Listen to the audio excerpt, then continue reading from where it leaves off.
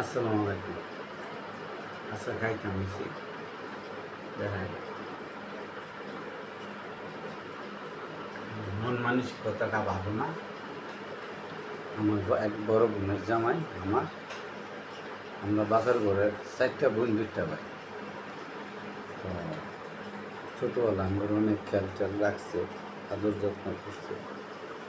তো বোনের জামাইটা না ফেরা দেশে চলে গেছে। আমি দোয়া করবেন মনে হয় যে আল্লাহ ব্যস্ত নিশ্চিত করে। চাচা খাইতেছে এদিন গুঁড়া মাছ। হ্যাঁ, গুঁড়া মাছ। এটা কি মাছ?